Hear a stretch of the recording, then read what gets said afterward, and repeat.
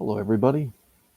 My name is Chris the Comic Cat. I hope this live stream finds you safe and well. I bet you're wondering, what? Why in the world is he going live? Well, I wanted to join the live that's out of Australia. It's after the WWE PLE finished, and, well, Mad Spidey had it already shut down. So I decided, hey, I might as well go live on my own damn channel and see what happens. So this is it. And for the handful of people who are watching right now, it seems like it's mostly Canadians. I appreciate you. Thank you. Wellbore, Dagger, gentlemen. Hope everything is good in your world. Again, so a little bit of insight into my world is, well, I've got a new gig.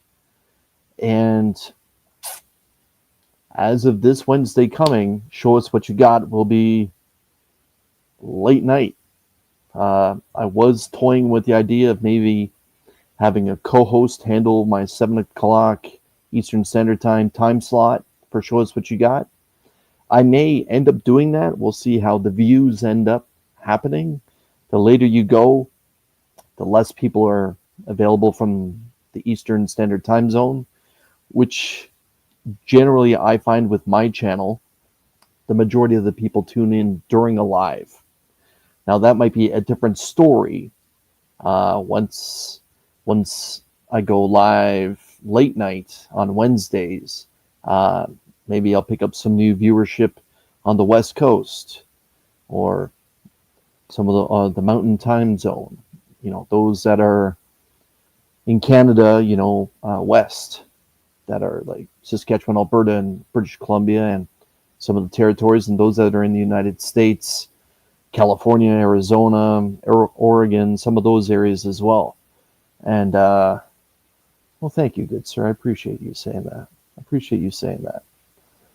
But, yeah, it's, I've made up my mind, at least for this Wednesday, it will be the late night show, and we'll see how it plays out. Again, I'm still toying with the idea of that 7 o'clock time slot. I've built up an audience there. And it's tough to let it go because grinding it out for a few years at that slot, trying to create a flagship show for my channel, and I should say a flagship live stream. And I've had a lot of good people come together that have been cornerstone pieces be the part of it. And DVH, that's here. He's been a part of it for a number of years as well. Even though he's been on screen, I believe, just one time, but he's been a part of it off screen along with Rob and a handful of others that have kind of been there since day one, in and out throughout that period of time. But yeah, and it always will be. It always will be. And yeah, that's true. It's true. Bobby DeLaG's in the house. Casey representing. Appreciate you stopping by. Again, everyone, I was watching Survivor Series War Games, which I guess is the last of the big four on the WWE schedule. And thumbs down for me. The Cena match was probably the most fun. I kind of think this War Games idea has kind of run its course. Maybe next year it's a time for a new idea for Survivor Series. But that's just me. That is just me. And yeah,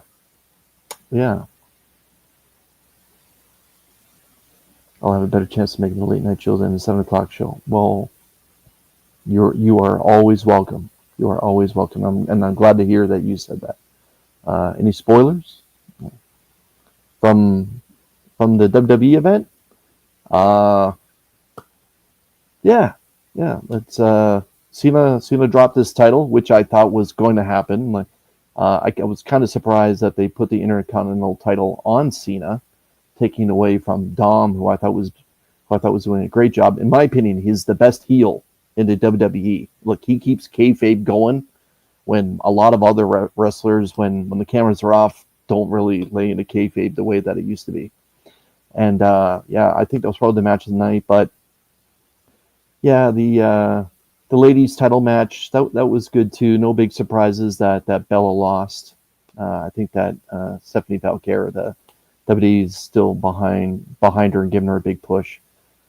And yeah, Mark, you're absolutely right. It'll be very interesting to see how this change happens. I I'm nervous about it. I'll be brutally honest that I when you try to carve something out on YouTube, when you try to carve something out in the small little pigeonhole that is the comic book community uh, around YouTube, and I don't just mean the circles that I run in and the friends that I have, but I mean all of comic book YouTube. When you try to carve something out and create something that is established show at a certain time frame going live, you kind of want to do it. Mark does it actually twice a week. Uh, you want to hold on to that the best that you can, especially around your life cycle. Mark does it obviously Tuesday afternoons where he has those few moments when his family is kind of outside of the home, I believe, and then Saturday mornings, or pardon me, Friday mornings, it's a big community hangout, or pardon me, 3 times a week, and then Sunday nights uh, he has his retrospective week that look back at the week that I was a part of for a while. Yeah, when you carve something out, you kind of want to hold on to it, and I enjoy show us what you got. I really do. I really enjoy interacting with people and seeing what they've spent their money on and hearing the shop that they shop at and what they're reading and why they picked up a certain cover versus a different cover, that kind of thing, or if they picked up a shit ton of ratios and that kind of thing. It's something that I've really fallen in love with. And there's a few people that really helped springboard the show, and that Mark is one of them, especially in the show's infancy. It was Mark, Rob, and myself. That was primarily those that were there for Wednesday, even though it was an open invitation. Then the show got bigger and bigger and bigger, and people started to come, and people left if they decided not to spend that much money on comic book day and that kind of thing. And so yeah, it's a lot.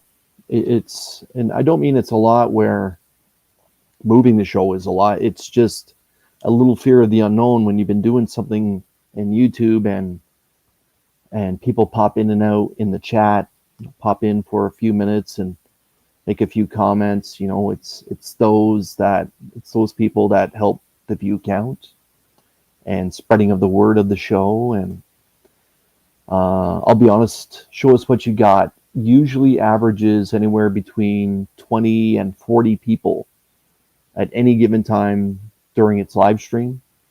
And if it's a channel member giveaway night, that number usually increases. My only fear is shifting to a new time where most people on the East Coast of North America are in bed.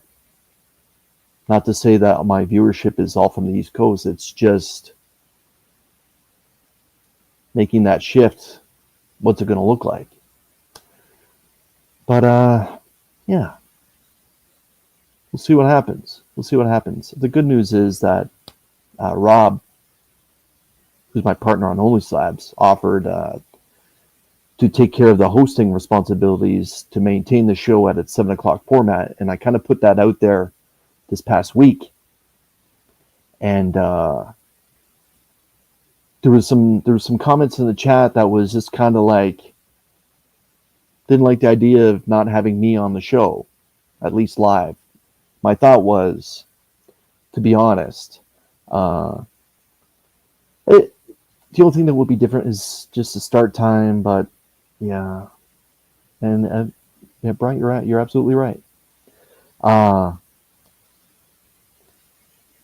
My thought was to maintain the show at 7 o'clock again because I've received a new job opportunity that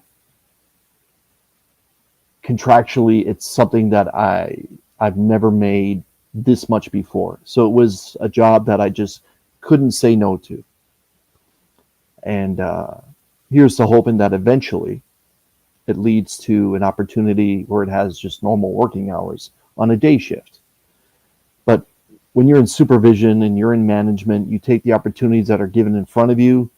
The job market here in Ontario is one that is not dire, but challenging. And those that live in Ontario know exactly what I'm talking about, especially when your experience is generally in a certain sector. So my thought was about keeping Show Us What You Got at 7 o'clock when Rob quietly offered the opportunity to host the show, and obviously to keep it as an open invitation for everyone to come on the show. That I would record a quick video each week showing the books that I picked up, and then moving into obviously those that are live, or at least Rob playing it whenever he wanted. I may actually end up doing that. We will see. But I don't want to give up my baby. In the end, that's what it is. And Rob said that he'll come on at midnight my time, which is, I think, 8 o'clock his time. And then everyone in between. I know Boggs has said that he would come on, and Matt from the Heroes for Hire, and a few other people.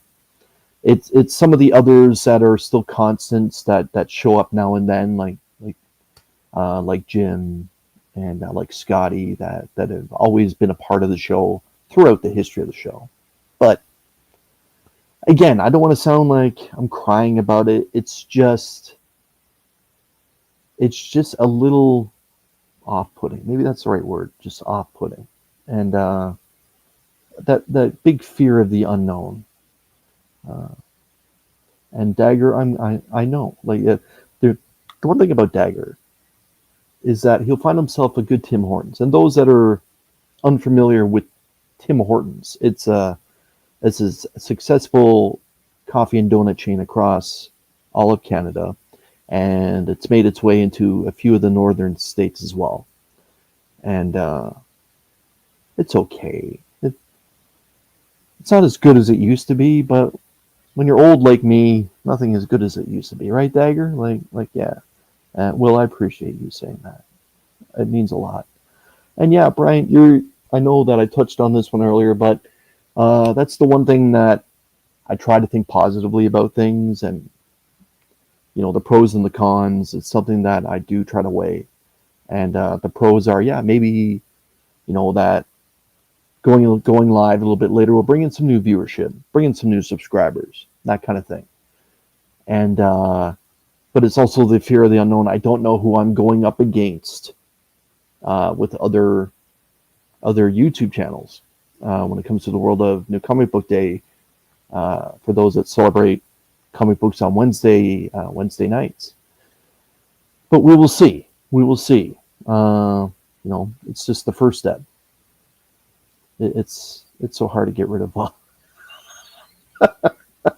No, you know what the thing is about Boggs is he's very protective of those that he cares about, and that's a very admirable trait.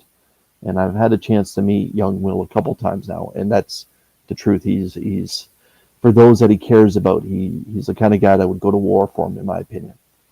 And yeah. And well, Boar, thank you. It means a lot. There was just a short period of time where kind of thinking like, what am I going to do? That kind of thing, and hoping for a few options that would have been a day shift opportunity, but unfortunately, myself, I decided to go the military route instead of going to university or college, and decided to get my education through the military. Unfortunately, there was a change of government, and they did a lot of cutting to the military in the early 90s, and I don't want to get into politics, but a lot of the education that was promised was basically pushed back an extra 2 years kind of thing, and I just couldn't afford to wait. I really expected to get my hooks quicker than than what I was promised, like, or what I was told later, that I was hoping to get my leaf at some point before 4 or 5 years. And with the changing of the guard and everything got pushed back, and I was able to move forward with the QLs that I was hoping for. And for those that are Canadian that know what I'm talking about, well, if you lived it, you get it. And so uh, I digress. Because I went the route of the military. I didn't go to university. I didn't go to college. Um, I've been beaten out recently on jobs that I thought I had a great opportunity for, and I was literally told by one place that I basically had the same experience as someone else, and 26 years in manufacturing, uh, over 18 years in leadership. But because this person had attended university, never said they finished university, they gave the role to that person instead.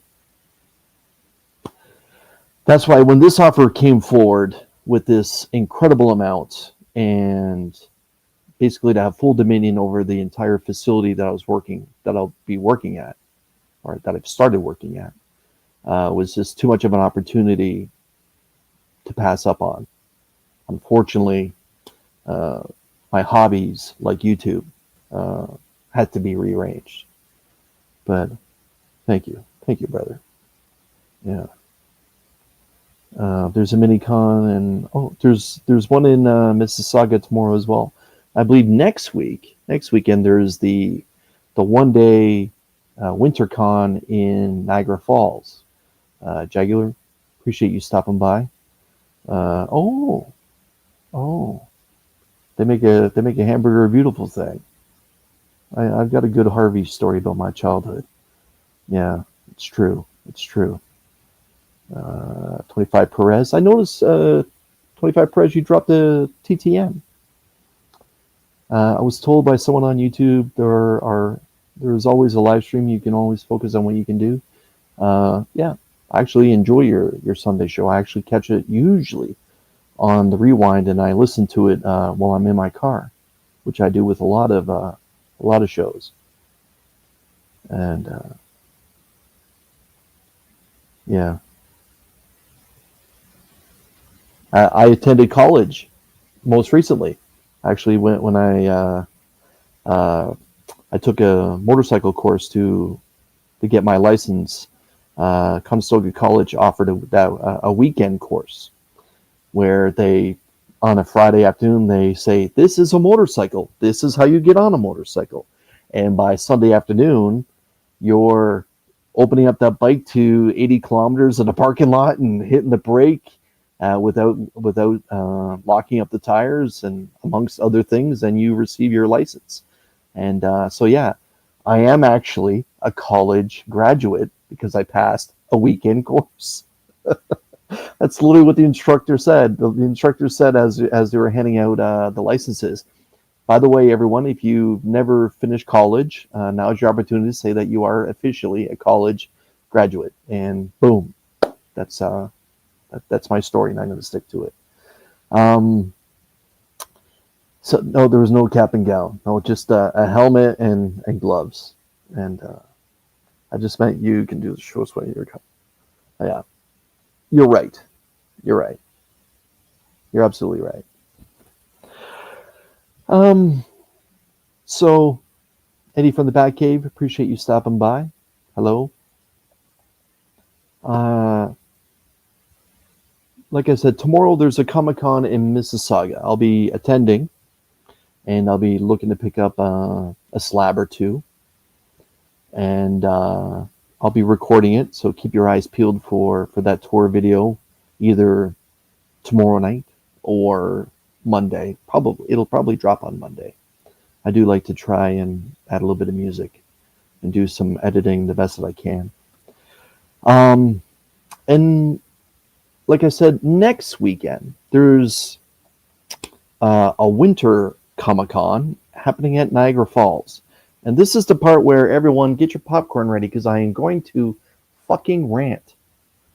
So the Niagara Falls Comic Con, which is a summer con normally, and it's a what I refer to as a medium-sized Comic Con, and it's barely a Comic Con in title because it's one of those Comic Cons that have shifted into trying to get TV actors and movie actors to come.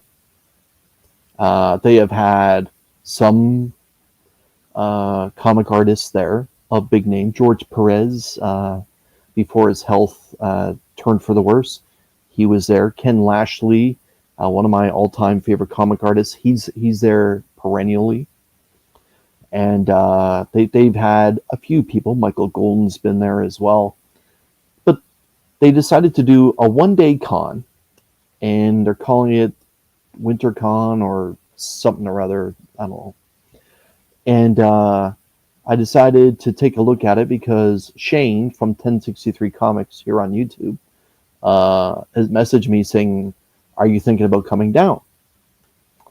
So I took a look at it, and I'm scrolling at the guests, and the great big logo is there with, one of the 8 wonders of the world, Niagara Falls, in its logo, and it's just Niagara Falls Comic Con Winter Edition or whatever the name is.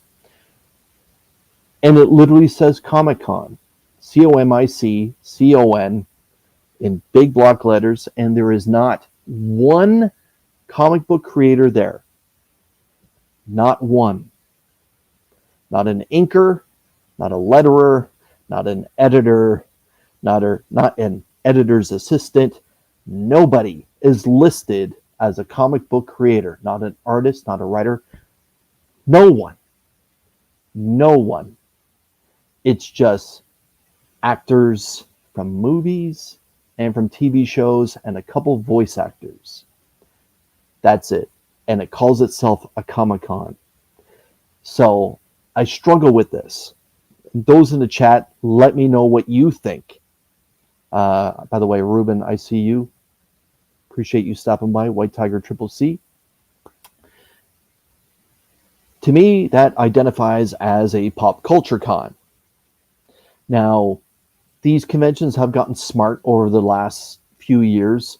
Those that specialize in anime call themselves an anime con. Those that specialize in nostalgia, that try to stick to like a certain time period, 70s, 80s, 90s, that's what it is. Or if it's toys, hey, it's a toy con or a toy fair. But this con, which I've had issues with before, so it's a little more personal. The fact that there's no one there, like you can look it up by all means. Again, it's one of the 8 wonders of the world, Niagara Falls. I invite everyone to come to Niagara Falls, Canada, or go to Niagara Falls, New York. Watch your back if you do, and witness one of the 8 wonders of the world. It's free to look at, and it's spectacular. But this promoter who runs a couple other cons, calling it a Comic-Con. Now, they might be able to pull off the identification as a Comic-Con because there might be some comic book vendors there. Some. But to me, if you're going to identify as a comic convention or comic book show or however you want to use it, the term, if you put that word comic in there, unless it's comedy, you're referring to one of the gifts that the United States of America gave to the planet Earth, that along being with jazz. Comic books and jazz, I feel, are 2 of the biggest gifts the United States ever gave to the world. You shouldn't call yourself a Comic-Con. And this, to me, because of the fact that one comic book creator, again, no artist, no writer, no inker, no letterer, no editor, nothing is listed at this con. Now, if they added something in the last 24 hours, then I'm wrong. But you shouldn't call yourself a Comic-Con. You shouldn't. You shouldn't. You are a pop culture con at best. At best. That's it. It might be, you may call yourself WinterCon presented by, but to call yourself a Comic-Con, you're lying. To me, in my opinion, you're lying. That's it. Rant over. But there is a comic book show tomorrow in Mississauga. Like I said, I'm thinking about going to. And yeah, we'll see how it plays out. Ruth is a good guy. I've had some original art done by Mike Ruth. Yeah, it's true. Just a rant. Hey, I went to join up to Mad Spidey's Outback, and when the WWE PLE finished, and I saw that you yourself were live, I was like, all right, well, I might as well do something. And it's been a while, so I decided just to hit that like button and give her, and here we are. And yeah, he does have a majestic beard. It's true. It's true. One of the nicer guys in the Canadian comic book world as well. But speaking of comic books, let's take a look at what I consider to be the read of the week. To me, the read of the week, if you want to look at DC, I was surprised on how much I enjoyed Arcadia. This was a lot of good fun. Now, the artwork was just okay, but the story was solid. Again, I enjoy the question, and I was a little surprised positively that Batman was in a black suit like Michael Keaton wore in the Tim Burton films. And the Marvel read of the week, well, it's pretty easy. Jimmy Palmiotti's returned to Marvel, and he's doing Daredevil and Punisher. This is just great. This is just good stuff. The Devil's Trigger. This is fun. This was a good read. And when it came to Independence, just a soft recognition to the Department of Truth. I'm still enjoying it. But Murder Podcast, this is good stuff. Like, this is issue 3 of Murder Podcast from Jeremy Hahn and Mike Tisserand. This is from Ignition Press, by the way. This was a good read. I recommend this. This is up there with No Man's Land from Simon Kredinsky, who I believe has put out 3 or 4 issues so far with his limited series. Murder Podcast is a whole lot of fun. I am recommending this. It's probably going to make my top 5 list for Independence for all of 2025 when I drop that video. Scott, my man, you know what's funny? I was just looking at this the other day. I hope that you're still here. I still have your challenge coin, my man. This is a solid, hefty piece of work. I'm very, very impressed by this. Yeah, Scott, my man, I hope that you're doing good down there in Ohio, brother. Hope things are well for you. Jay knows the way. Dropping a $5 super chat. Mill Street Organic first beer. All right. Mill Street's a good beer. It's a good beer. And well, Jay, I appreciate the super chat, man. This is for you.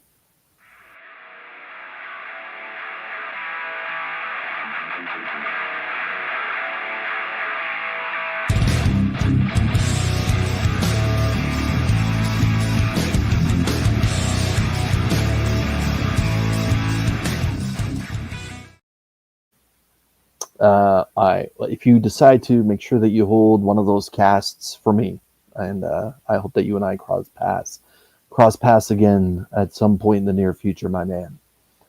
And so do I. A whole lot of fun. Okay, what was the biggest letdown of the week for me for reading? I did say the DC read of the week was Arcadia, but this was a whole lot of silly fun as well. And yeah, it's one of those books where you can just power through it in like 4 or 5 minutes, and it's just oddly satisfying in a silly kind of way. It's not super deep, although the arc where Batman was inside of Arkham, I thought was a little bit more trippy and a one of those where you're like, okay, well, what's actually going on behind the scenes until you find out that it was Bane. But yeah, this is a lot of fun. And Absolute Batman, at first I was really like, I don't know if I want to hold on to this. It's just too HGH for me. But it's silly, good fun, and the one thing I can say about it that I really enjoy is that you can tell it's not taking itself seriously. I get the Batman Annual had a whole lot of political stuff, or some people are making it a lot bigger than what it is, in my opinion. And but it's definitely a comic book that doesn't take itself too seriously. Richie, my man, good evening. Hope that you're doing well. What was the book that I thought was just blah? Oh, I was hoping for more.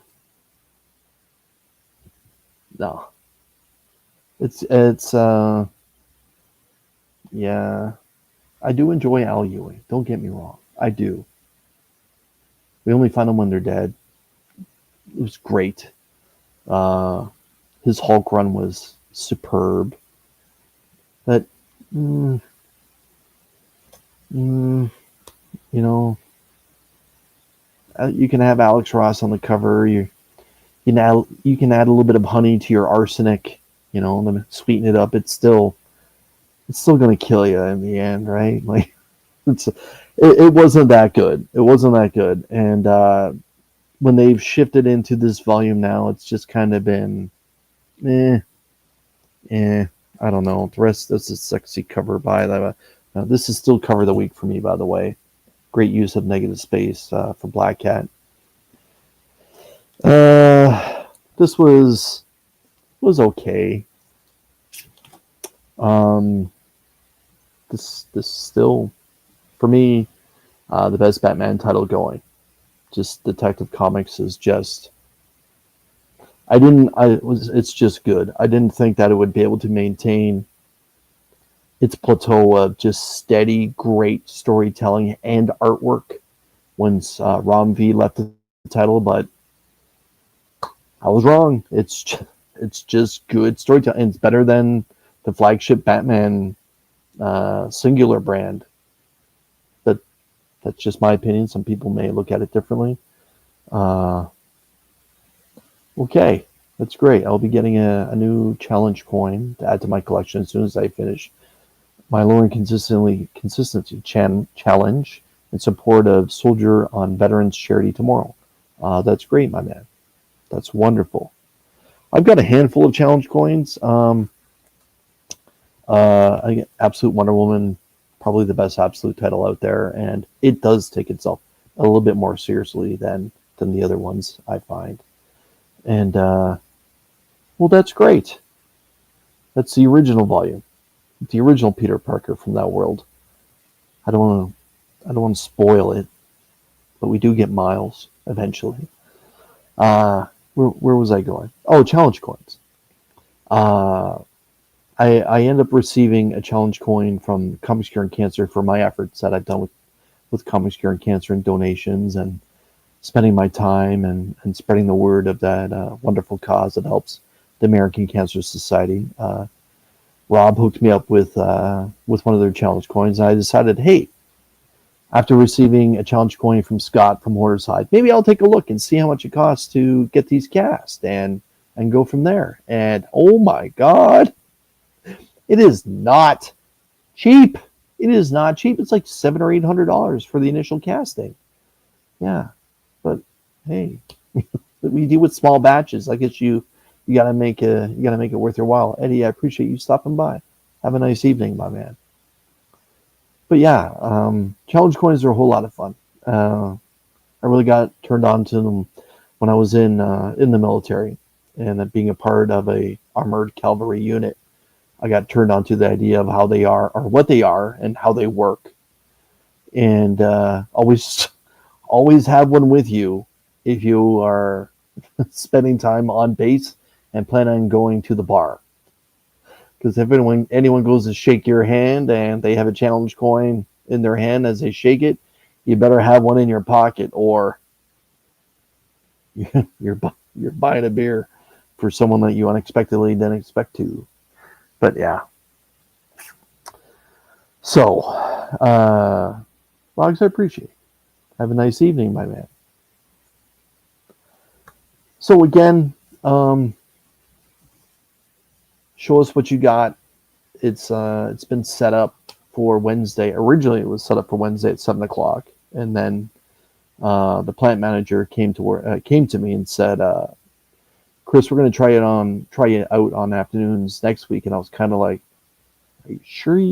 Are we sure we want to? I haven't had that much training." And his attitude was like, "Yeah, you're going in the deep end, whether you like it or not." So as of Monday, I'm going into the deep end. I'll be handling that entire facility where I'm working now by myself on the afternoon shift, and so I had to make the flip on StreamYard from 7:00 to, I could put it like 11:30 or 11:45, something like that. Either way, it'll be some late night fun and some late night shenanigans that always seems to happen with Show Us What You Got, where trying to herd a bunch of cats and seeing where it goes from there. And but yeah, yes. And you also got another one from the Army run in September. That's great. It's great. I appreciate you, Bobby. And for those that don't know, a little side story about Bobby DeLaG. Mike, better known as Becker Likes Comics. Mike invited me to Kansas City this past February to see the NFL's AFC Championship game between the hosting Kansas City Chiefs and my Buffalo Bills. And Mike and I have talked over the years that, hey, if Kansas City ever hosts the AFC Championship game again, that he'll pick up a pair of tickets. He has a line on tickets, and there'll be one waiting for me if I can somehow make the trek to Kansas City, which I believe is 13 or 15 hours. Anyways, he was a man of his word. God bless him, and decided to take him up on his offer. And after exploring flights from Toronto, Detroit, Buffalo, even Montreal, which is way out of my way, it was just cheaper to say, screw it, put the keys in ignition and start the damn car and drive. So we drove. And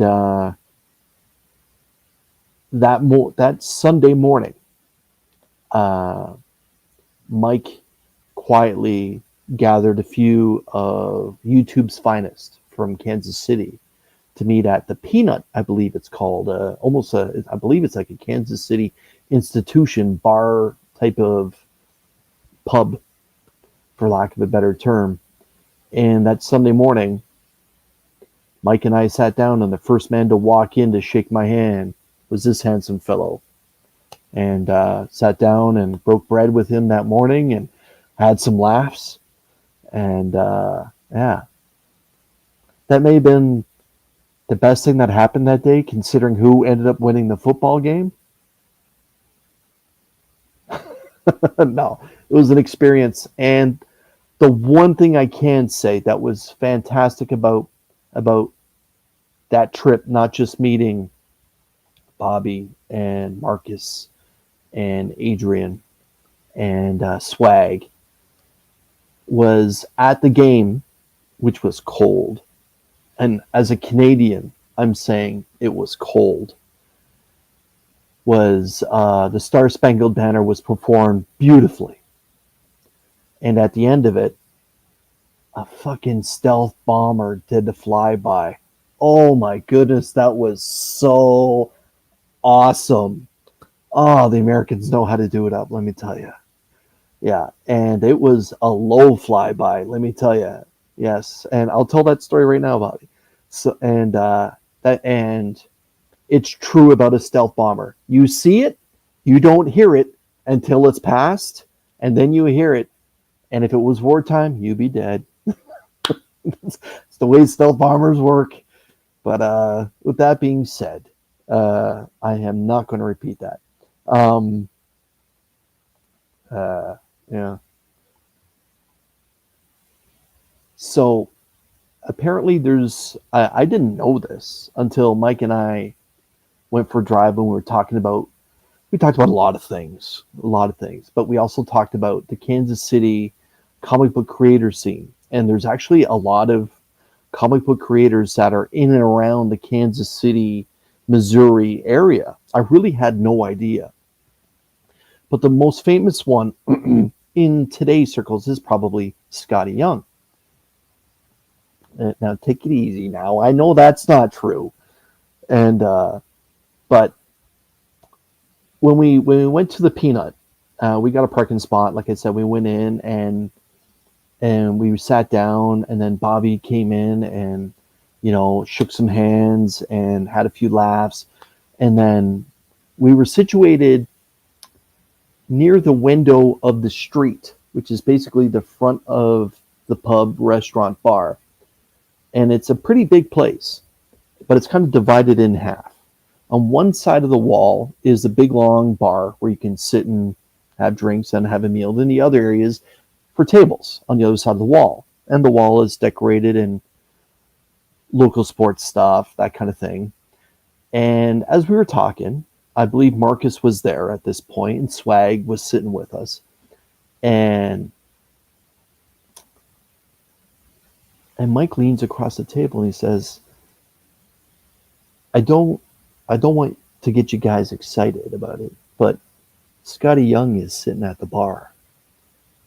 And I was like, oh yeah? Now, Scotty Young, a friend of my channel, every time I've met him, he's been kind enough to do a cold open for my channel, as you may or may not seen if you watch my videos that are just normal videos. He introduces himself and introduces the channel. But I looked over, and yep, sure enough, at the far side of the restaurant, on the far end of the bar, was Scotty Young in his typical trucker cap pulled down, and it looked like he was having a morning beverage, and he was doing some sketching. So I was like, oh, that's really cool. Now I can say that I've had breakfast with Scotty Young. So eventually a little time passes by, and I think maybe Adrian showed up or someone else showed up, and I pointed. I'm like, Scotty Young is sitting at the bar, and Mike's like, Chris, what are you doing? Don't point, don't draw attention to him. And I'm like, I thought, like, Mike, like, easy. He's just a comic book artist. He's not famous. He's just famous in our circles, right? Which is true. And anyways, a few minutes pass by, and Mike gets up and he says, yes, he's a washer, which is coincidentally enough at the other end of the restaurant. So we're all kind of sitting there and taking some pictures with guys, and I take a picture with Marcus, and Marcus is plugging his Chief stuff, and I'm plugging my Bills stuff, and him and I are chatting a little bit about Something Is Killing the Children, because he's a big fan of the show, of that comic book as well. And it's like, what happened to Mike? Did he fall in? And Marcus looks over and he's like, son of a bitch, he's over there cozying up to Scotty Young, and look over, and sure enough, there's Mike sitting at the bar with Scotty Young after he tells me, hey, don't point or anything, man. So yeah, that's my Scotty Young story. And but yeah, I actually did not go up to him or anything, but again, he's a cool guy, and God bless Mike for making that weekend happen. It's something that I will never forget for the rest of my life. Big and Rich did the halftime show at the game, and it was for those that are a fan of the NFL that watched that game, that was the precursor to the Super Bowl. You'll remember that it was right down to the end, and I can honestly tell you that last drive the Bills had, when Josh Allen got rushed and scrambled and threw the ball to Dalton Kincaid, who wasn't even supposed to be attempting to even receive the ball, just missed the ball as it went through his fingers. It was silence. It was silence. The Kansas City Chiefs fans were scared to death. The Bills fans were holding their breath. This is it. And then Arrowhead exploded. Yeah. Yeah, it's something I'll never forget. It still breaks my heart as a Bills fan that traveled so far, but I can say that I've actually now crossed the Mississippi. And that was quite the moment, let me tell you. But God bless Mike for making that happen. It was an incredibly kind thing he did for me, and I hope one day to repay him. That it won't be this year, the way that both our teams are going. But if the Buffalo Bills host the Kansas City Chiefs in the AFC Championship game, I will be picking up tickets, inviting him to make the trek if he can make it. If somehow him and his wife can put it together to make the trek to Western New York. Yeah, it's true. It's true. And let me tell you, if you ever had the chance to meet the masked man known as Bobby DeLaG, let me tell you, he dresses like he owns the place. My man walks in his Sunday finest, even though he wasn't going to church. And the stuff he was wearing, he probably shouldn't go into a church wearing because he may burst into flames, if you know what I mean. But yeah, Bobby is a sharp-dressed man. And Mike knows all the damn guys, yeah. As much as I hate Kansas City, I do like Scotty Young. I did indeed. Yeah.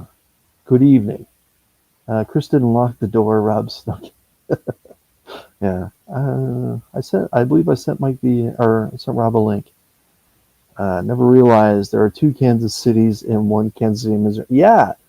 Yes. It's a little hard on the brain, but it's kind of like Niagara Falls. Because there's a Niagara Falls, Ontario, Canada, and there's a Niagara Falls, New York, America. And they are literally separated by the eighth wonder in the world. And the one on the Canadian side, most tourists will say, is nicer. Because the one on the American side, that community, unfortunately, has a broken economy. If you are going to stay stateside and visit Niagara Falls, New York, I strongly recommend that you get a hotel in Buffalo or the Buffalo communities, the towns as they're referred to. Do not stay in Niagara Falls, New York. It is not the kind of neighborhood that you would want to spend time in outside of just driving to the falls to take a look at the American side and the Canadian side. As a tourist, I would say make the trek and visit Ontario and stay in one of the many hotels in Niagara Falls, Canada, and then visit Retroactive Comics in Cambridge, Ontario. Friend of my channel. Jay knows the way. You got to stop with this, man. I'm not here to collect money. But Chris, you laugh on what's your favorite book you got in 2025. I will answer that right after this. Jay, thank you so much for the super chat. It's very kind. Thank you, everyone, for tonight. This has been such an amazing week. Thank you, Lord. Thank you to the amazing cast. Thank you, Casey and Glenn. This has been so wonderful. Have a crazy night. Thank you. Okay, so Jay, we're gonna break this up in. I'm gonna ask you to break your question into two. Do you want to know what's my favorite new comic book day book that I picked up in 2025 and read? Or like what slab I picked up in 2025 for my PC, like a type of grail kind of thing? With that being said, just know that in a very few short weeks, Rob and I will be releasing a very special Only Slabs where him and I will be showing our top 10 slabs that we each picked up in all of 2025. And those rules are very exclusive. We're not allowed to show books that we owned previously to 2025 that we got slabbed, because if that's the case, I would be talking about a book that I had cleaned and pressed from my late father's collection that I ended up getting encapsulated at HeroesCon this year. So keep your eyes peeled for that special Only Slabs. Rob and I will be recording it very, very soon. very, very soon. And it's one that him and I talk about privately all year long. For those that enjoy only slabs, um, some of the stuff Rob and I talk about are obviously upcoming guests. And if I can make a show or something like that, if I'm not going to be able to be there for a weekend, that kind of thing. I see you. Just give me a sec.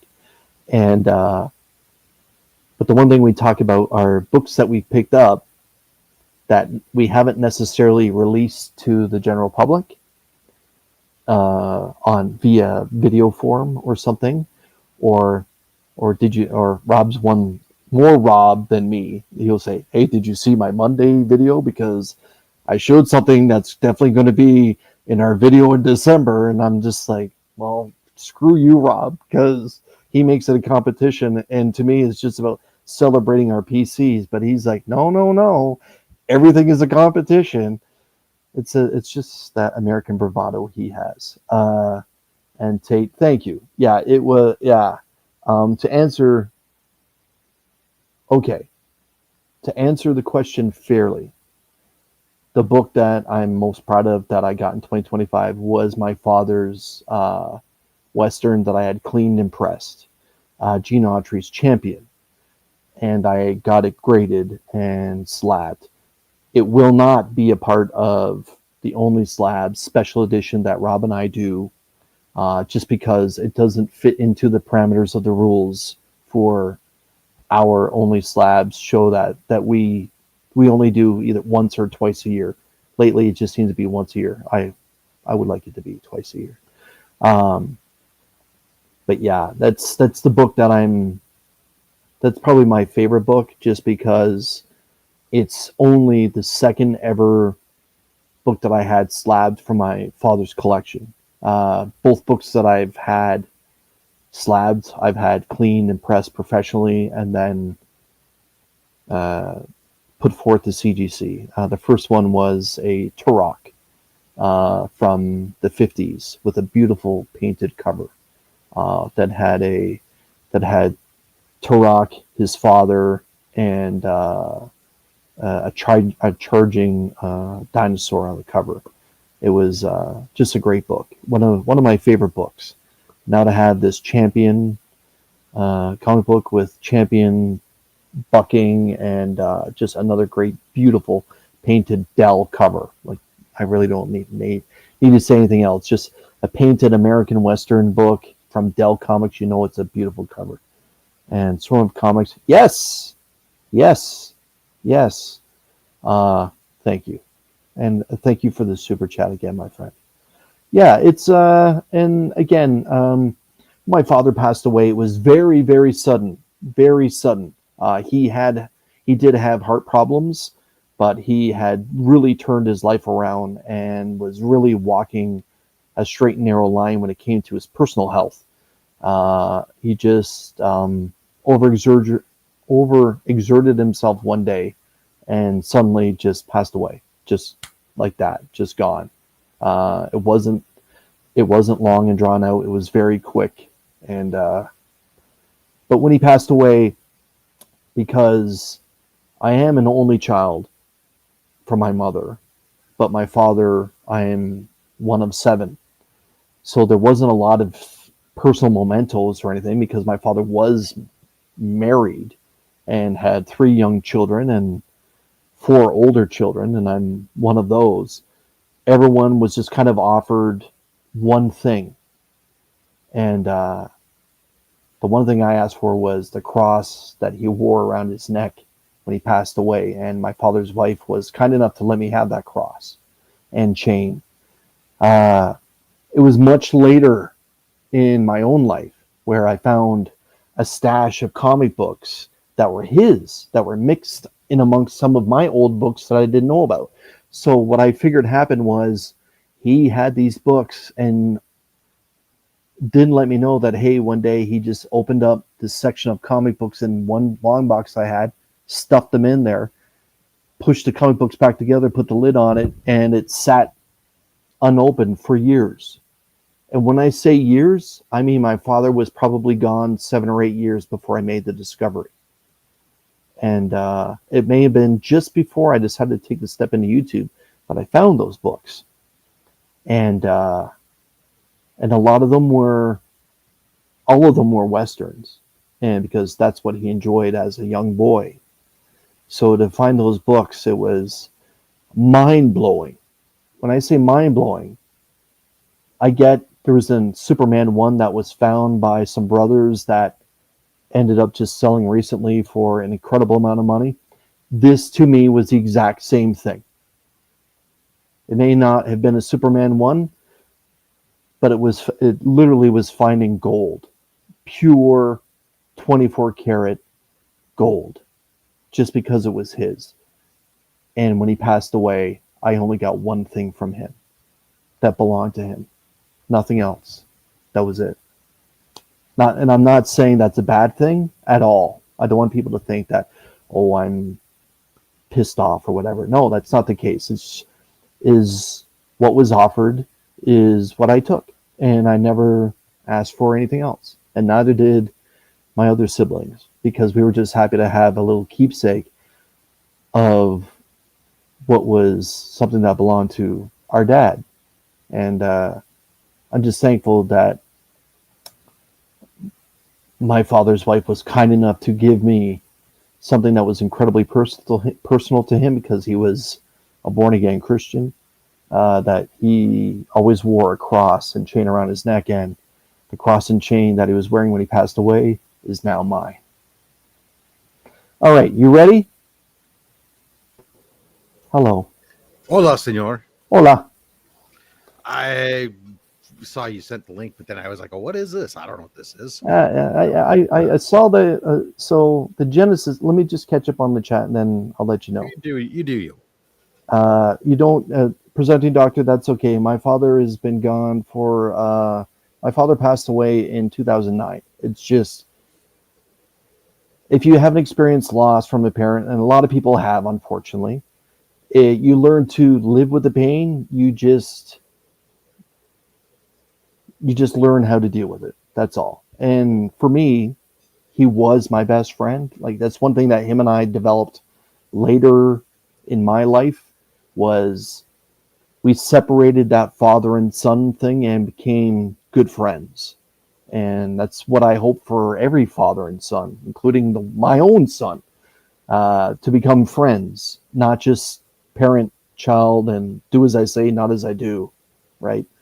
And but I've learned to live with it, so it's okay. I appreciate you saying that, but he's been gone for a while, and that's okay. And that I'm so sorry for your loss, man. I'm glad to hear that you are a second generation comic book reader. That's wonderful. That is wonderful. And I'm sorry for your loss too. And yes, it was mind blowing. Let me tell you, your uncle loved comics. That's wonderful as well. Wonderful as well. It's a great thing to share with children. Let me tell you, it's a great thing to share with children. And Rob, I know that you've lost someone in your life as well that was very fond of comics as well. But so the whole idea about this tonight, Rob, was I wanted to spread the word that Show Us What You Got is going to be happening late night this Wednesday, or evening for you, late night for me. But also, I went to join Matt Spidey's hangout, and it was already shut down. Yeah, he had something. He had something else going on. Okay, so I was watching War Games, and I probably should have just skipped that and joined Elijah, because it wasn't that good tonight. It wasn't that good. The Cena match, at least they put the strap back on Dom. Yeah, that was a foregone conclusion. Yeah, like he's not retiring with the title. Let's be honest, right? Like that'll never happen. Yeah, but I caught some highlights. I caught you putting some effing books in the box again, and yeah. So I just figured, all right, well, I'll do this for a bit. If anyone asks for a link, I'll send them a link. No one's asked for a link. I was figuring, hey, once we'll send you a link because at least then we can say, hey, we did something together on a Saturday. It just wasn't earlier in the day. I did, it's so funny is like for whatever reason, like I don't get alerts very well on my phone. Or if I do, I just don't hear them until I'm like doing editing on my my videos. But it's like I was cooking dinner finally because I haven't eaten yet since early this morning when I headed out to the con. Other than a salad my wife made me, it's like I thought she was making dinner. She didn't. Anyways, so yeah, and I was like, "Oh, what is? I don't know what this link is." And then I realized I looked and I saw you were on. I was like, "Oh, well, squat. I got to finish cooking now." But here I am. How you doing? I'm good. I'm good. The presenting doctor just asked a good question for both of us. Did you guys do any Black Friday shopping? People were out for sure. Comic shop had some great deals. My comic shop, which I haven't been to yet, was offering up 50% off all back issues. So if you did some bin diving, everything there is 50 cents. So or probably 50 cents, 50% off. So I'm hoping to do that. Other than that, I haven't pulled the trigger on some Black Friday stuff. I was looking at a mystery box from Comics Kingdom Creative up here in Canada as they put together mystery boxes, but shipping is just effing ridiculous right now. And I was just like, I just can't stomach spending over $20 to have something shipped within my own damn country. What about you, Rob? I don't go out anymore. I worked retail when I was young, and so I don't do that.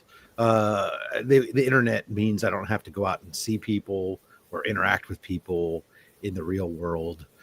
So I generally choose to do that instead. So I participated in the sense that, like on Amazon, there were a few things that were on, but I wasn't like go looking to buy things. It was just more happened to be like my wife mentioned, oh, I'd kind of like to get a new computer monitor that's bigger. And I'm like, oh shit, your birthday's coming up. So problem solved. And then while I was there, it's like, oh, look at that. The flops I wear are on Black Friday special, 50% off. Great. I'll buy a set of flops for myself.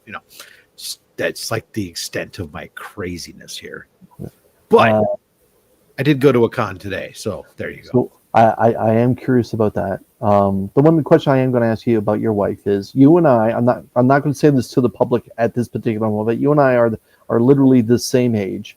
Is Mary the same age as us, or is she a little south? She's more the same age as you than she is of me. Okay. But we were literally born the same year. Okay. So is she, but she's 11 months younger than I am. Okay, so your wife is just a little bit younger than me. Okay, gotcha. Right. Yeah, Tate, I'll be honest, it felt a little off myself. You definitely felt that Only Sab's space this morning was like no Saturday morning cartoons. We appreciate that, right? But yes, with the American Thanksgiving and holiday, and Rob did have plans to go to Fan Expo SF. That I gave him the weekend off, as he likes to say. It was very unique for me in that, like, I kept getting asked by like some of the vendors that I see on a regular basis. They're talking about, oh, hey, you got to come to the next Berkeley show. I said, I'm like, oh, is it on a Sunday? They're all, no, it's on a Saturday. I said, well, I can't go to Saturday shows. And then they just pause and look at me for a second, and I'd have to go, I took today off. I don't know. Because of the holiday, yeah. So, But I mean, I don't, look, I take this off, and then we'll take the day off where we do our special. Yep. But aside from that, I don't know, the next day off without a show isn't until the end of March. So okay. I just so you know, I've got 9 prepared for our little show. oh well, not in order. I just picked out 9, and I'm debating on a couple more if they're going to make that 10 spot. Like which ones are going to make the 10 spot. Yeah, that was a problem. It wasn't good. And then I set that. Then I got my 10, and then it was like, then I came home today, and I was like, "Fucking son of a bitch." So I've been playing around with it and shuffling it, but as usual, there'll probably be the intro. Will have a couple audible mentions that I won't go into detail. I'll just say like, this shit didn't fit, type thing. But because you always got to cheat somehow. Our good friend, the good doctor, said, "Not having only slabs today, man. I just had to stare at a wall. It was a tragedy."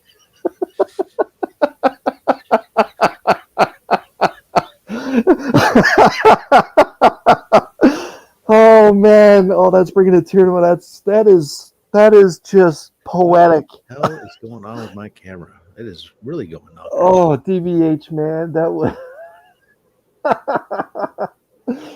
Oh, that is just wonderful, man. That is just some good. You know what though?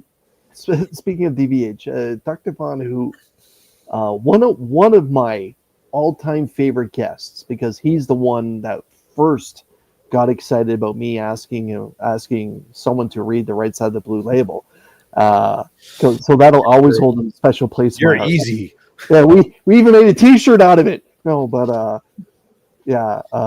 for him to say that, I just him being on the show a couple times now and seeing that just tickles me the right way. Scott saying, "What is this day off you speak of?" Right? Yeah, I question that in my own right sometimes when I sit there and I'm like, I'm doing I got to do this. I'm talking to my wife. I got to do this. I got to go edit this. I got to go record this. I got to go get prep for this thing. And then while I'm doing all that, I'm sitting there going like, I don't have C3 stuff going on right now. So I'm like working on a new collaborative project with E-Man. And then I'm like talking about doing something for the Black Sheep. And I'm like, what am I doing? Why am I?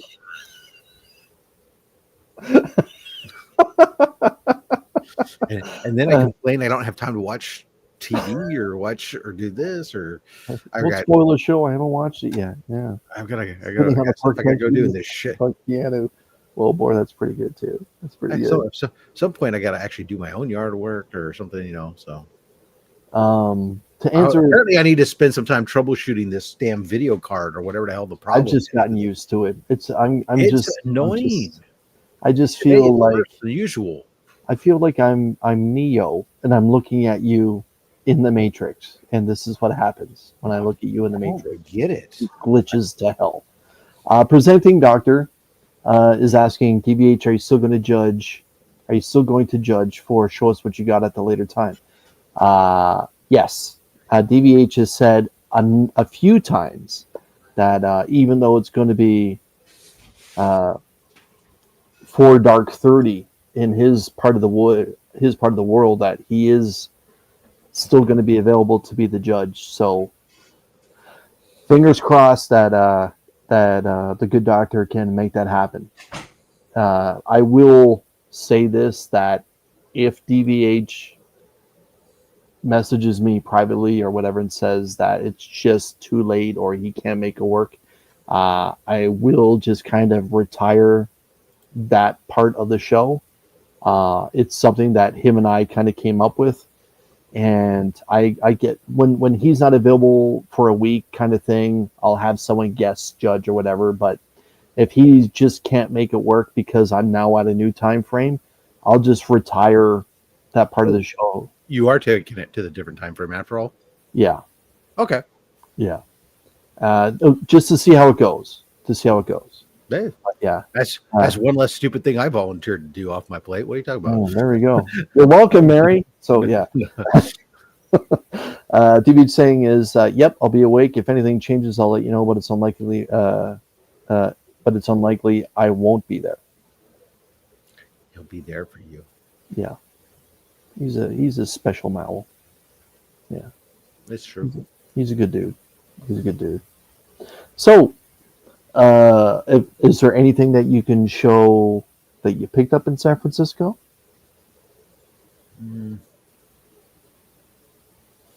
That's a comic book? Oh, so it goes the other way. Oh, okay. Sure. You're just a part of the crew. You don't have to say stuff like this, Will. You're just a part of the crew. Besides, Here's this is stuff I picked up anymore. This stuff I picked up for the Only Slabs giveaway bin. Okay. Oh, Great. we second appearance of the Wrecking Crew. What issue is that? 11? Is that what that says? 19. 19. Okay. Nice book. First comic book appearance of Ultraman. In its polybag goodness. I'm okay with that. Direct version of the first appearance of Terrax. I have that book. You shouldn't be giving it away. Newsstand version of the first appearance of Terrax. You still shouldn't be giving that away. I do like them. It's not that I don't like them. X Factor #1. Now, let's talk about this Walt Simonson creation for a second here. This, people would think, would piss me off because I can remember the day that this came out. This was 92, I believe. I can remember when this came out. Actually, maybe a little bit earlier. It's the reunion of the original X-Men in a new title with new suits. And look how sexy Cyclops is there. But this is a great giveaway book, in my opinion. Now, I'm not going to ask you how much you spent on it, but it is a great giveaway book because it's the beginning of the arc, not only where we get Apocalypse, but Angel loses his wings. Yeah, and a lot of these books were things that I got bundled together with other purchases, so it was like, oh, well, I mean, especially if you're a Leafs fan and a Blue Jays fan. First appearance of Anya. Now, Rob, has this book cooled down significantly? Okay, because this was a big key for a period of time, especially it's around the Spider-Verse release times. Yeah, it's practically worthless. Yeah, it's one of those where they made a great character and then kind of just put her on the shelf. Yeah. Oh, we have a Spider-Man 1. Now, what are we doing here, Rob? I picked up 2 copies, but I'm keeping 1. How good is this copy? Is this 9.0 or better? It's probably about that, maybe 9.2. So this is one of the greatest Spider-Man covers ever painted. Charles Vess, obviously, everyone knows that. Thank you for putting painted caveat on there. Yeah, that it's it's one of the best. And again, the little icon, the little icon up in the corner there, the Marvel box. That's one of my favorite Spider-Man poses. It's so much better than the ASM one where he's just kind of doing the funky run. Now you shouldn't be giving away that book. It's not a book we give away. Well, yeah, well, and then this one, because I've already given away, therefore it must be a book that we do give away. I just thought I'd throw another Captain Marvel #1 in the giveaway bin for giggles. We literally just gave it away in the last show. Right, exactly. So so it's not in there anymore. So I needed another one. So again, for those that are collectors of the big premiere issue, like you see that little starburst that's beside Captain Marvel's right armpit there. This is probably the most affordable of all the big premiere issues that you can find, because there are a number of them and they are spicy meatballs. But that's probably the most affordable one. So, and what's crazy is none of them are like first appearances. No, it's just them getting their own title or relaunching. Exactly. Yeah. I had a whole bunch of stuff I got signed. I don't need to talk about that, but I mean, John Jang was kind enough to sign I had him sign 9 books for me. Okay. But at first it was funny is his line was so long. Or actually it wasn't long. I was second in line. But it was somebody anytime I'm behind John, if he has somebody who's their first time with him, Mm-hmm. he has a spiel, and it's not a rehearsed spiel, but it's more of a tour guide. Let me take you on a tour of everything in my booth and every page of this and this, and takes them on a journey. On a journey. And I saw people leaving the line. They're like, fuck this guy, or I'll come back later type thing. And so while I was there, I was like, oh man, because there's a line behind me. I got 9 books here. I'm the jerk. That guy who's bringing a whole ton of books. And I cut him down to like 5 books. And because I know he's $20 a book. It's an easy. He's 20 now? Okay. For signing. Yeah. Okay. And so I'm like, oh, hey, when he finally gets there, I'm like, hey, John. He's like, hey, bro, how you doing? Well, it's just, you helped me to decide to cut down the number of books that I had. And he goes, oh, no, don't do that. Let's do all your books. And I'm like, oh, there's a line. I don't want to, he's like, oh, da. He says, it'll be quick. No big deal. He says, I'll do a couple for free. All right. Thank you to Jay Knows the Way. Jay, you were very kind with the super chats, and I appreciate you. Have a good night, my man. And everyone make sure you hit that thumbs up button. Will help this live stream. Jay, God bless you, my man. Good night. Jay, I hope you got my email response back to you, buddy. So he goes, I'll give you a couple free. So basically he signed 9 and I paid for 5. So we got about half of them so for free. So that was cool. And I said, all right, boom. Then he and Eric Larson were the 2 that I had the most signed by. And Larson signed a couple of them in whiteout. So it's like waiting for that to dry. It's crazy. So, as a Savage Dragon fan, I gotta ask you: did you have at least one Savage Dragon, or were they all ASM? None of any of those. Okay. They were all Spider-Man Noir. Oh, current run. I wouldn't have gotten there. I wouldn't have gotten to Noir. Yeah, he's writing the current run of Spider-Man Noir. Right. And he's doing like DWJ, he's doing a cover for each issue as well too. So I had him sign his cover, and then I had him sign the Miko cover and a David Mack and the 1 in 25. So I have 2 1 in 25s for some reason. Mm-hmm.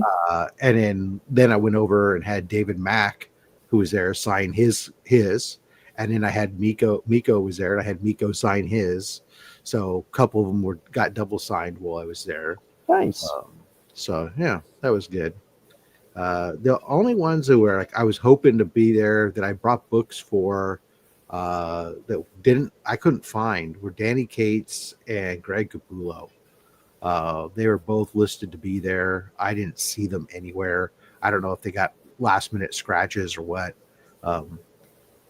But I have a lot of Greg Capullo signatures on the Batman books I wanted, so I just brought Vanish #1, the 1 in 25, which was a Capullo cover. Yep. So Johnny Cates story. Yep. Yeah, so I was gonna have them both double sign that, and I was gonna have Kate sign my Marvel 1000 that's got all those signatures all over it. But got Eric Larson to sign that. But something else I want to share. When as you're looking, when Image first came to life in the early 90s, it was Youngblood, Spawn, Shadowhawk, Savage Dragon, and Shadowhawk I enjoyed. Wildcats, and I forget the Silvestri offering. Wetworks was a part of it. Wetworks. I read that. Yeah, when Pistachio joined. But Savage Dragon was my favorite. And I was picking up all the Image titles. There was lots of #1s, but just trying to get #2, they just were releasing them. They just never dropped. It took forever to get a second book. But I remember Supreme dropped from Liefeld, and Dale Keown showed up and did the Pit Keith was there with the Max, and but yeah, Savage Dragon was my favorite. I really enjoyed that. Yeah, the Max. Yeah, Bobby. Yeah. All right, Rob. Here's another one I picked up this for me that I decided to keep. So Yeah. basically, so the proof that proof that there was two of them. All right, so one's going in the giveaway, one's going in the PC. Do you have a Yeah. slab one? I have a 9.8, yeah, Yeah, but okay. I didn't have a raw copy, so I Okay. thought I'll throw that in my bin as a raw copy as I'm slowly just starting to pick up fill in some of the books when I see them. I love there's some really good covers in here. He's got good hair there, Rob. I like some of these covers are pretty damn cool. That's that's great. That's a great cover. Some of them not as much, Yeah. but you know, they all can't be bangers. Yeah, I always thought that was a weak one. That was kind of Yeah. weak. But I get some Toast 62. Okay. It's just a hole in my run. I don't know. It Okay. might be it's the origin of the Mandarin. I mean, it's not. Okay. I mean, it might be his fourth or fifth appearance or something. But Cap 201 I needed. Yeah, I know you're a fan of the Falcon. Great cover. 217. Is there anything special going on in that cover there? He's just fighting Shield, Okay. and Falcon is saying that he's a traitor, and so they're fighting. They're all gonna gang up on him. Oh, And his cover is really nice. yeah. 148. The Fifth Sleeper. Yeah. So just some books for fill in some stuff. These two books, I thought I got them initially thinking I would put them in the giveaway bin just to really fucking piss you off. And I'm kind of rethinking that. Like maybe I will just keep them. But I don't know. I reserve my right to change my mind any given time. There's an ASM 149. You're thinking about giving away an ASM 149? Yeah, I was. Yeah. Yeah. Presenting doctor, can you help me with how to fund the hobby? Do you guys sell your books? When you do this, do you generally accept the loss, or do you guys never sell? I personally never sell. I give away. I don't sell. Yeah, same thing. It's like I get books like this, and then I consider giving them away, which is crazy, really. Yeah. So that's not volume 1, is it? It is volume 1. It's the first issue in the first solo series. So who are the creators for this? The Dodsons. The Dodsons handled her first. Okay. All right. Now I know in a 9.8 that can be a little interesting. It's only about 100 and something bucks in a 9.8. Okay. Days. All right. Again, it's not a first appearance. It's not anything crazy. Cap was free. But so presenting doctor, I'll tell you, we're probably the worst people to tell you because we're not very good at it. Especially me, I'm probably the worst at it because I just give stuff away every single week. I'm constantly shopping to give. I go out and actively shop for books to give away. So I'm horrible. When I do, and in the other half of my books, practically I donate to Comics Curing Cancer, it seems. So yeah, but if I were to, when I do sell, do you accept a loss or whatever? I'll tell you, it really, DVH, hold on. Before you run off, let me show you this DVH just because. Oh, this was the beginning, but what was the end result? Tales of Horror in Other Worlds, Tomb of Terror. Yep, that's insanely cool. But yeah, so when it comes to selling books, if I am selling them, and I have, uh, I just sell whatever market prices. I'm not in this to invest. I have in the there was a period of time in my life where I did like every once in a while find some deals, and I thought I was going to flip them and make some money, uh, and it never really worked out for me all that well. I don't do it well enough, or aggressively enough, or frequently enough. So for the most part, it's like sometimes I sell a book and I make some money off of it. Sometimes I don't. I'm selling it at market price. It's just it's not a book that I'm interested in anymore, and so I'm moving it down the line. But do you generally give yourself a certain amount? Yes, that is. So I have uh, I don't know. I give myself an allowance that goes into that I keep separate, and the rest of the stuff then goes into the main account, that the joint account for the household, everything else. So I have play money, that's my money to do with and buy things that I want to buy. Um, Yeah, for me, I have the set aside allowance, like Rob said, that I have for new comic book day books. Generally speaking, I know which weeks are going to be heavy, which are going to be light, and then if any specialty covers there, and then if there's a little bit extra, I'll kind of squirrel it if I have to, knowing if there's going to be a con coming up, if I want to do a little bit of hunting, or if I'm just going there to film, and if I find something on the cheap. But the one thing that both of us have done, I've only really done it once, is if we want to try and fund the hobby of some sorts, we'll put together mystery boxes and do a round of mystery boxes.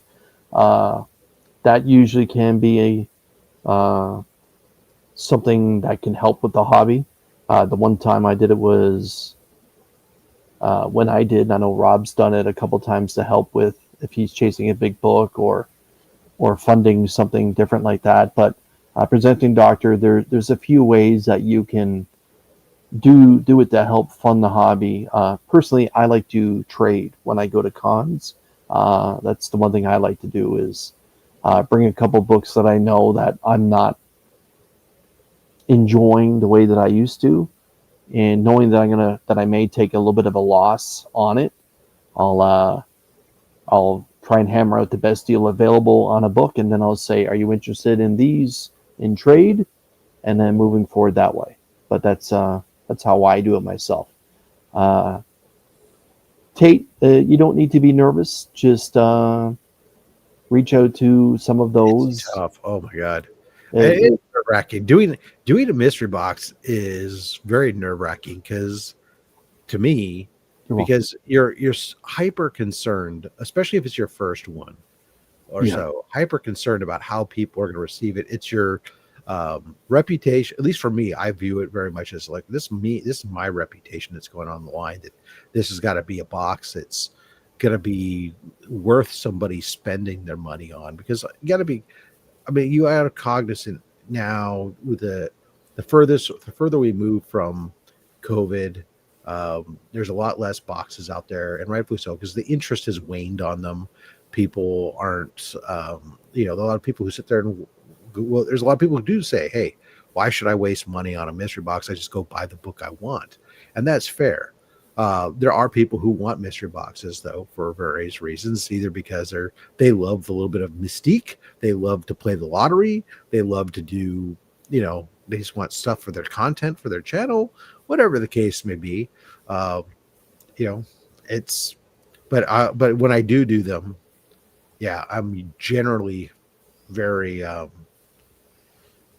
particular about trying to make sure that what's the price point, what am I delivering value, knowing that for me, I want to make sure that the value is, somewhere in the neighborhood of 150% of the cost of the box. And then on top of that, not wanting to do so by just giving a billion books, wanting to do so with, maybe eight books. And nowadays I generally not even oftentimes I don't even include slabs because people view those as like, oh, that's just like cheating the value of the box sometimes. Um, so yeah, I mean, but one of the best boxes I ever got, to be honest, was like a $40 mystery box.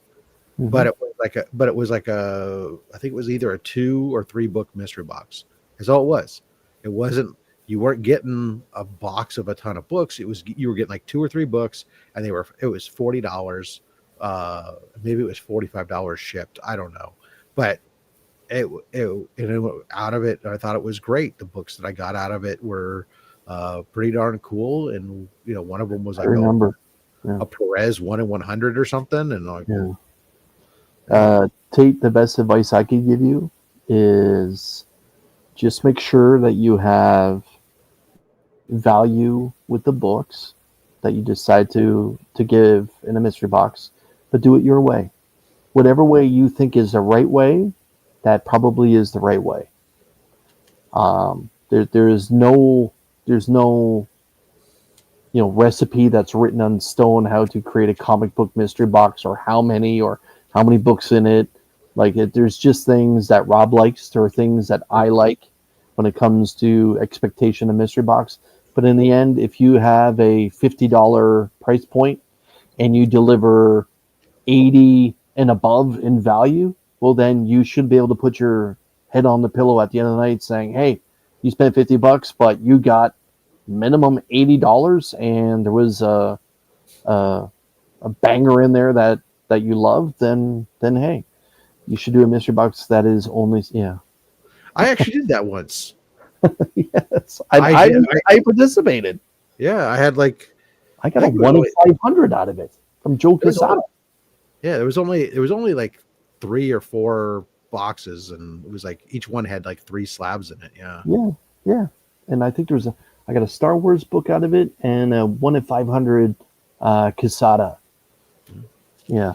Here you go. I figure it will be very heavy handed and very worth it. You're welcome.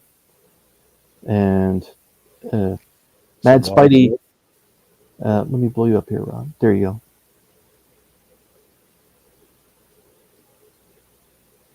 What year is this book?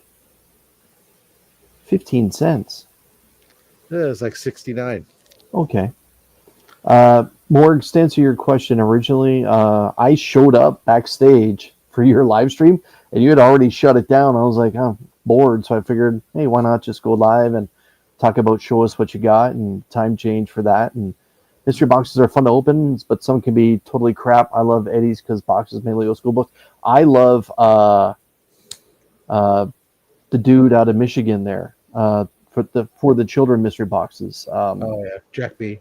Jack B. Jack B does a great mystery box. Yeah, yeah. So there's some Dave Stevens, Twisted Tales. It's a nice green shirt she's wearing there, Rob. Yeah. Yeah. Well, it goes with Ed or with Wally Wood's green dress. Yeah. Yeah. Yeah. Yeah. Amazing Adult Adventures.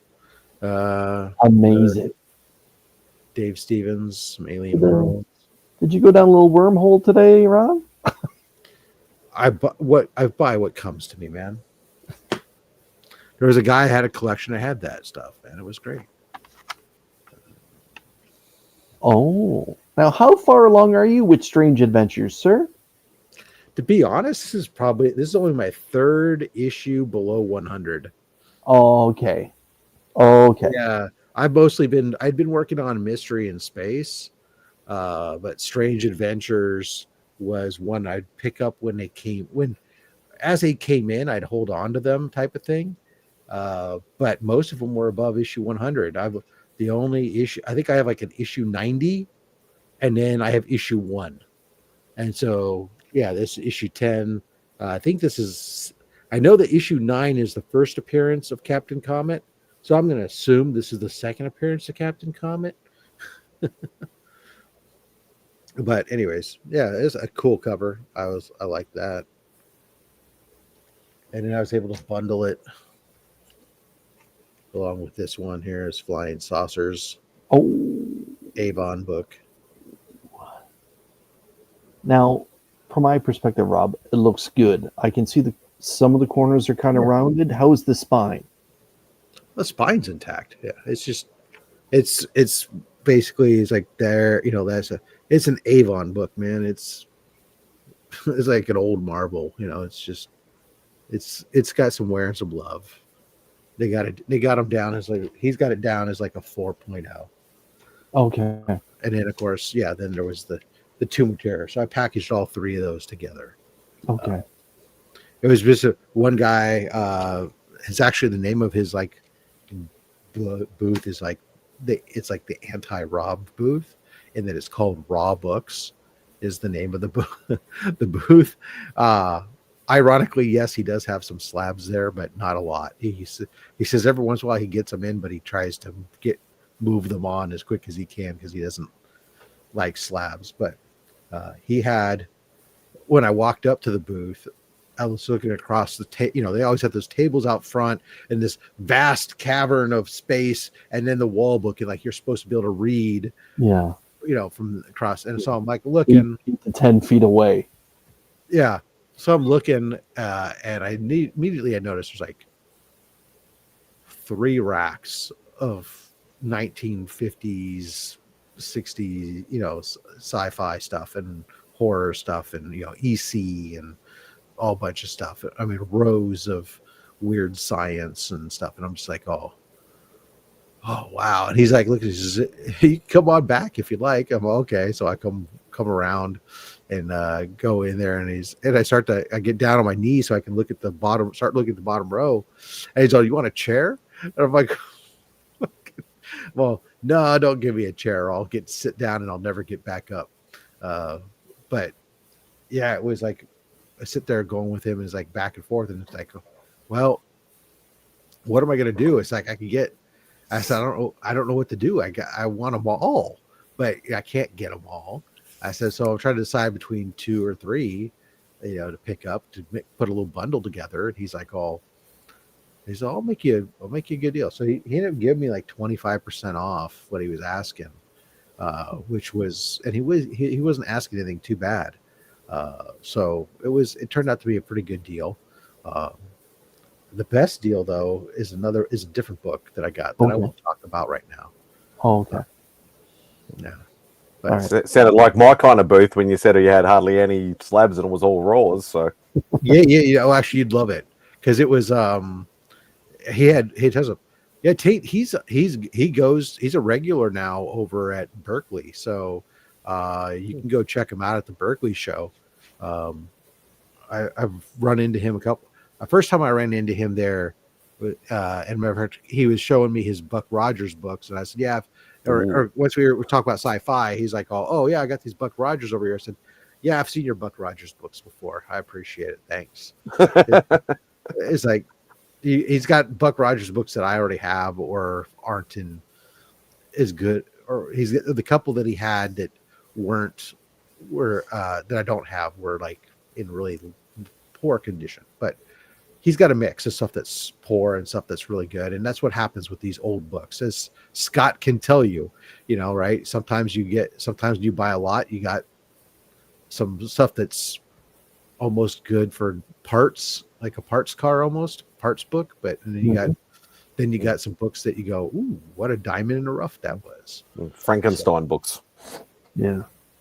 Yeah. So Morgs, I wasn't stealing your idea. I went to your live stream. No. No, I was just very surprised. Like Beck and I finished a bit earlier than we thought we would, and then sort of came back and saw you live, and I'm like, oh, you didn't think somebody can't sleep. You forgot to think about baseball, huh? Yeah. Probably only slabs late night. Yeah. We can show slabs if you want to see slabs. Yeah. No, I don't.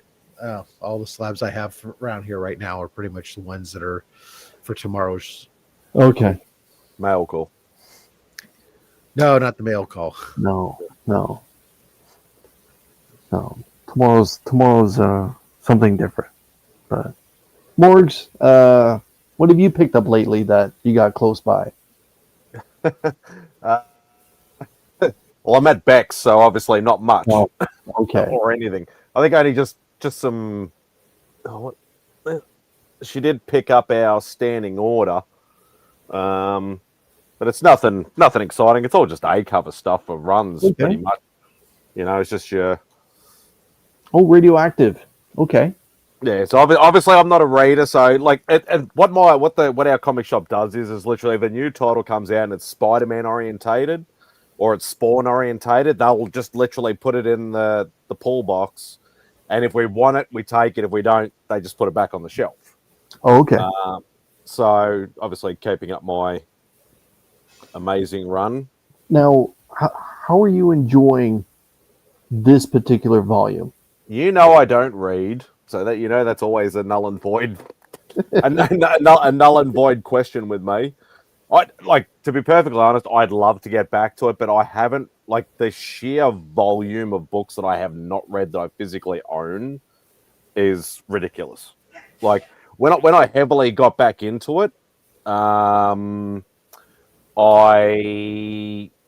went nuts like everybody sort of, or a lot of people do. And I probably have read the original boxes that I had growing up and collecting off and on before I did the YouTube thing may have been 10 to 15 short boxes. Since the start of just before my YouTube thing, to now, I've probably accumulated another 30 short boxes. So that's how much I have not read. So a lot. A definite a lot. So yeah, honestly, I would love to. As I said, I would love, and look, good old. I don't think they still did the holiday specials, but Oh, I haven't seen that before. I don't think. Clumsy Comics. Appreciate you stopping by late night. Thank you. yeah, so that's literally all I got on me. But yeah, like I did try it. I did try to get back into it. I don't know, 5-10 years ago, and I was like, you'd start, and then you're like, where do you start from? It's like my whole idea was I would finish my amazing run, had the full entire run from start to finish, or start to current, with annuals and everything, and I would start physically reading from number 1 on. That was the whole original idea. And then, obviously, market changed, pandemic hit, things became ridiculously expensive, and now I still need that 1 and number 3 that sort of stopped me from, bad excuse, but it's an excuse all the same. But I just don't find much time now. I'm struggling making content, let alone getting back into reading or doing anything else. So like, I applaud all you guys that can do it from week in, week out, just reading. But I'm like, where do I start? Do I start with Spidey? Do I just go to a small run that I may have a complete run of? Like my Invaders run, for argument's sake, it's only 40 book run or whatever it is. Do I just read that? Can I get back into it, or do I not have the attention span anymore? And I think that's part of my problem is whether I have undiagnosed ADHD or not, I got no idea, but I don't have the attention span I used to. Just same with movies. Like, we all talk movies at certain times, and I'm like, I've definitely seen that movie, but I cannot remember a damn thing about it. Gotcha. And things like that. It's like people talk about storylines. I remember reading that as a kid. Can I remember anything? No. So yeah, I'm kind of scared to try and get back into it at the same time. I'm like, am I going to retain this information or not? Yeah, that too. That too. I may look young, but I'm not that young. I don't look as young as these two gentlemen. But yeah. I read to wind down before I sleep, but exclusively read digital now. Just jump around to what seems interesting at that moment. I get it. Yeah. So it's nothing about spoiling anything or anything like that. It's just, where do I start? Literally, where do I start? It's like, yeah, as I said, do I just one pick book. just one book at a time, book and just say, I'm going to read this series and see if I can stick to it or not, sort of thing. you don't look that young either. So Yeah, now, thanks, Bobby. so what did you do at 4:30 this morning? No, it's 6:30 time slot now. What did you do at 6:30 this morning? I did not set my alarm. I usually set my alarm for 6:20, so I have time to wake up, get up, make a coffee, and then go sit outside, have a smoke and my coffee or whatever, waiting for Only Slabs. Or usually it's like right on the dot. So I did not set my alarm, but of course, what happened? I woke up at like 20 past 6 anyway. Biological clock just woke me up. Got up, and I'm like, I'm not going to make a coffee because then I need to rest. Work is so like effing nuts at the moment that I'm just like, I have to catch up on rest because I'm not sleeping right. So I'm like, okay, I'll just go back to sleep. I fell asleep for about half an hour. Woke back up and went, okay, I'll just make myself a coffee. And then I saw this second-rate, bloody rip-off show of a certain person doing a slab show. And I'm thinking, Remy and I should have done another Lonely Slabs. Haven't done one in a few I actually years. don't even know what you're talking about. Did someone? Cliff. Oh, Cliff did. Okay. Slabby Seconds, he calls But, it. oh, But he blatantly admitted it was a rip-off show. Okay. And I watched that for about half an hour, and then I fell back asleep. So, but yeah, no, good. And he literally did it at the same time slot too. yeah. Well, But it was good on open. him. He had fun. I was going to say, so your appearance is booked for Only Slabs, correct?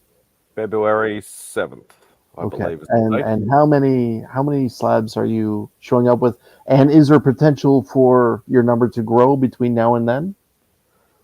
Anything could happen. But I did actually thought I had more, but then I realized that I have obviously cracked a couple over the time and things like that. I think I worked out I have 22 or 23 sitting there.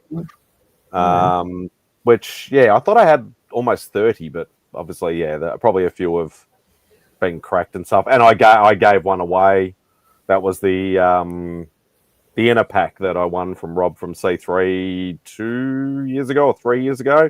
Okay. I thought Dave might enjoy that more than my collection, so I gave it to him as a gift, sort of thing. So, yeah.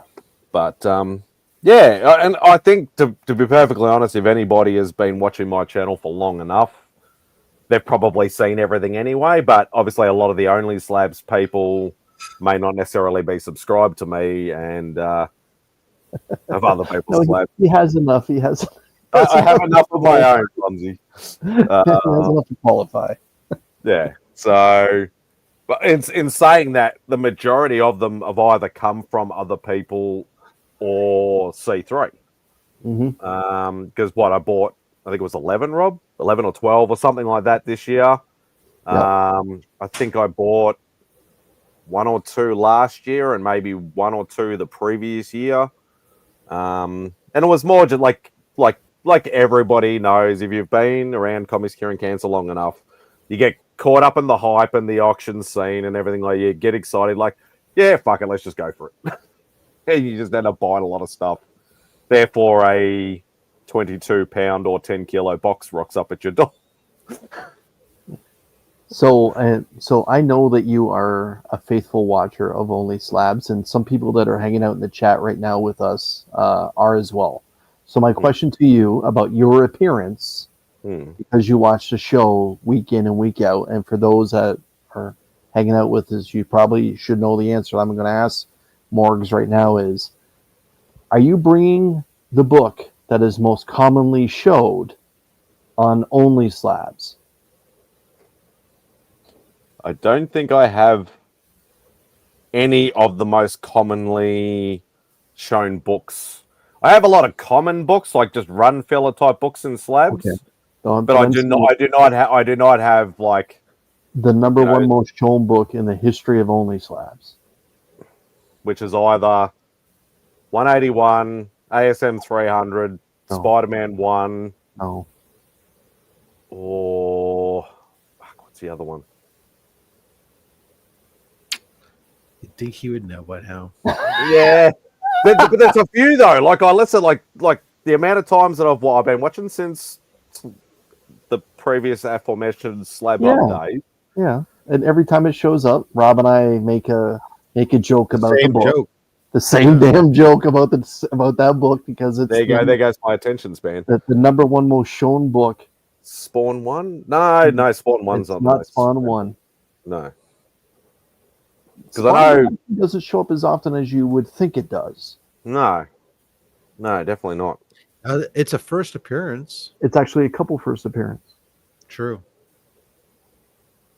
Some would Oh my say it's even a triple key. Why am I drawing a blank then? Oh my god, I should It know. is. Yeah, It is a Spider-Man book. Yeah. It's not Turok Dagger. We've had Turok a couple times, but not as much as I would like. Especially the old Dell Turoks. They're beautiful books. triple. It's Why am I not- drawing It's not Turok. I can't believe I am drawing a blank. Yeah. If anyone that's watching that knows, go ahead and drop it in the chat. Because again, it is I refer to it as said the number Spider-Man one most shown right? book. It is the number one most shown book in the history of the show. It just goes to show the popularity of the main character that's introduced. And yeah, 129. there 129. you go. I was thinking because 181 has been shown a lot. Yeah, Spider-Man 1 has been shown a lot. 300 has been shown a lot. 300 has been shown. I would say it's probably top 5. Yeah, Yeah, 129. ASM 129 for those that's watching right now Probably is Hulk the 340. number one most shown book on our show. Hulk Everyone 340 just has been loves shown a lot. The Jackal. Yeah, there's probably at least 5 to 10 books you could probably say have been shown a ridiculous amount of times. Okay. Hmm. I was just curious if you had the first Punisher. I do, but not in a slab. Okay. That is my only, because like I talk about obviously a million times. Everybody's heard me say it. It's hard to find books. It's expensive to buy books. Bloody yada yada over here. That is my only success story that I have ever had was buying my 129. Mhm. Was finding it in an old antique bookstore for $5. That was my only success story. Yes. that is literally it. Yeah, this one. I don't like comics. I love comics, Denny. I appreciate you stopping by. Yeah, it is. Yeah. Amazing Spider-Man 129 is the book that's shown the most frequent on Only Slabs and its former iteration as well. But yeah, 181 is up there. Not as often as you would think, but it is up there. But yeah, I think like I probably still have what I would classify as big boy books.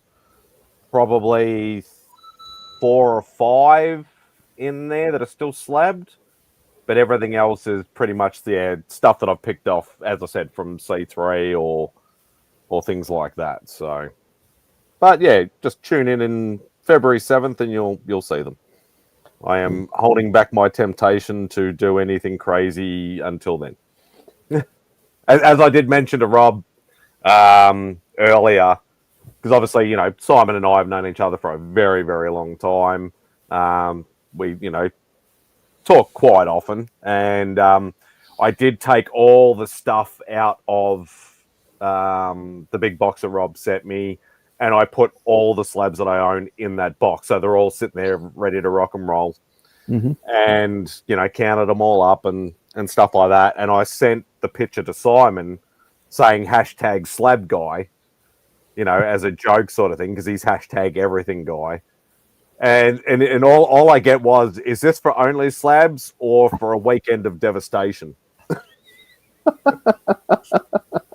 And I said, well, both, technically, but it won't be a weekend. It'll, do only slabs first, and then I'll have some fun. Well, you could make a video where you just, do some clips of being on the show.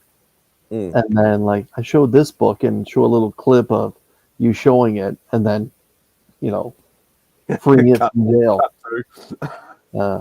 Yeah, you and me both. I love the Tarantula till they started getting crazy with the character, because they punked him off, and then it was like his nephew, then his niece, and there's been like a bunch of tarantulas ever since. I thought it was a fun character, but they kind of went a little haywire with it, in my opinion. Yeah, because he showed up a lot in the first volume of Spectacular run. Yep.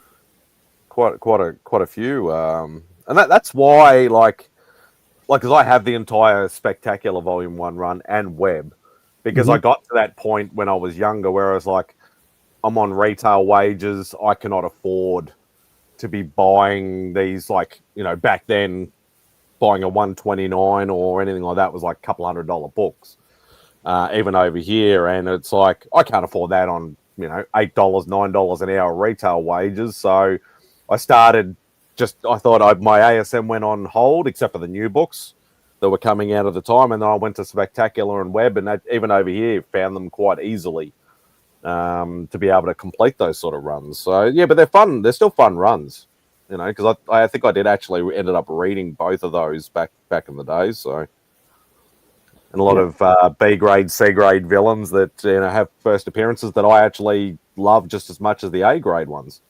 I love Puma, I love Vermin, I love Tombstone, you know, Tarantula. I love those sort of villains. Kane came out of that as well. There's a bunch of decent villains. You're right, and I personally, I really enjoyed reading Web of Spider-Man as a teenager. Not that there's anything wrong with Amazing, but I thought Web had just more action all the time, and and Spectacular was good as well. But yeah, I get it, man. And once in a while, they did a crossover between all three books. Once in a while, and one of those once in a whiles was the death of Craven. So yeah, they. But yeah, so, again, Tarantula was a great character, but they messed him up, in my opinion, because they killed him off and then reintroduced him, and then reintroduced him, then reintroduced and reintroduced, but just different people, and it was just, to me, not the same. Thank you very much. I appreciate you saying that. I heard you loud and clear. Find a first tarantula to put in the giveaway box. Got it. No, no. No. Problem. I may just go get one tomorrow then. Just so I don't put in the giveaway box. That's awesome. No, just so it doesn't feel as bad when somebody pulls it out and you go, "What?" I have the ASM ones. I also had the cover where Tarantula's coming down feet first, and then like Spider-Man punches him, and then Spider-Man's walking away. Spectacular one. Tarantula's going off in the other direction. I think that's the Spectacular one is the Tarantula coming down at him as he's sort of on the ground, like doing like a flying kick at him or whatever like that. So but there's another cover where Spider-Man punches him, and then on one side of the cover he's coming down, on the other side of the cover he's taking off because he just got punched really hard. I think that's an ASM. I think it's a yellow cover as well. So you have that first appearance of Tarantula, but it's like is very similar to the Spectacular Spider-Man #1. Okay. Right. So you have hold on. Why is it share screen?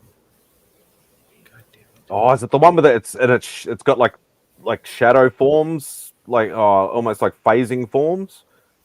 Okay, so that's not what I was thinking of. So this is his first appearance. Mm-hmm. Great cover, by the way. But right, then it's very similar to the Spectacular Spider-Man. Right. Oops. So again, another great cover, but there is another one. Yeah. There's I know. Let me stop sharing it for a second. We've got my CLC. I know what Chris is going to pull out. Every time he gets a chance. Yeah, just rub it in my face, you two. I know exactly which book it is. This one. Yeah, that one. Unfortunately, though, someone scribbled their name across the front of it. It's not Tarantula. What are you talking about? No, I was just saying, what's my favorite comic? What's our favorite book that you own? Oh. Yeah, this one. I think you might need to upgrade that, Chris, and just give it to me. Yeah, if I will let you know. I think that you might be referring. Oops, I had up and I. I could have sworn I remembered a tarantula cover where it's got like a. It's almost like it's got like a phasing or shadowing sort of. Talking about that or one. something. Nope. There's another. It's so many similar covers. Yeah. Well, for a guy that attacks with his feet, like Batroc the Leaper, there's only a few stylized covers you can actually do. Tate Prime, all right, I'm gonna go read and fall asleep. Have a good night, Dave for Spotty. Tate, we appreciate your time, my man. Take it Appreciate easy, brother. saying it's a later issue. Yeah, Rob. Again, the one I'm thinking of, it's definitely like a V cover. I believe it's most of the Tarantula stuff is yellow, and it's like Spider-Man's having a bad day or something like that. Okay, got it. Okay, now this is probably my favorite Tarantula cover. I see that you're highlighting it. I think it's. Yep, that's the one. Yeah, this is my favorite Tarantula cover. As you can see, he's coming down and then he gets punched, and he's flying away the other way. It's like the 1 minute later type thing. Yeah, see, Bobby knew what I was talking about there. Yeah, it's like 2 pounds. Yeah, this is my favorite ASM Tarantula cover. Yeah. Is there in my there's where's the fucking noise, Norton? Is the name of the name of the issue there? 1982. Yeah. So. Yeah, Tarantula was a fun character. Like, I really wish it was just the original character, like the original man behind the mask, that they didn't do him the way they did, and then making the title of the Tarantula like something that anyone could just put a mask and a suit on and be related to the original character, and now you're the Tarantula. Yeah. Oh, its first Tarantula is also second appearance of Frank Castle, Punisher. Oh. Right. So it's that cover with the spider spider on the cover? No, the first appearance of Tarantula is this one that I was talking about.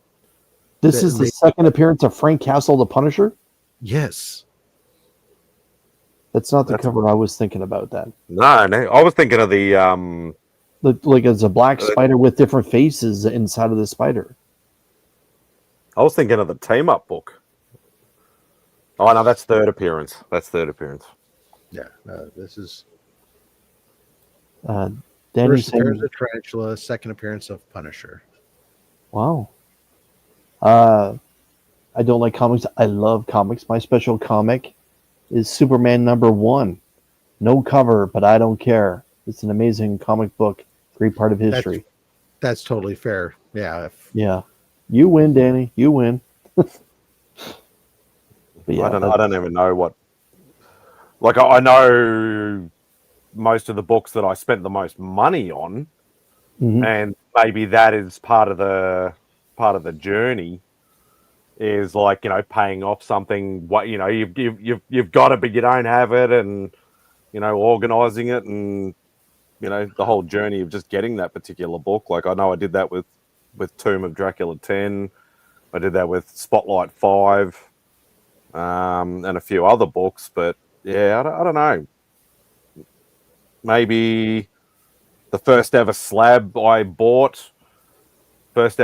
cracked was Amazing Spider-Man 14. I did that like well before I even touched a YouTube channel. I even looked at YouTube. It was just a absolute cracking price at the time, and I didn't know anything. I didn't even know what a slab was back then. And I'm just like, how do you get it out of this bloody plastic coffin? It took me about half an hour to get into it because I had no idea what I was doing.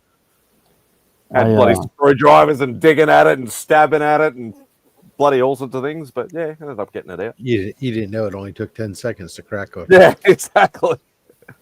I thought this was the second appearance of the Punisher.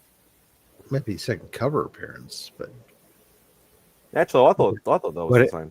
What issue is that one? 135.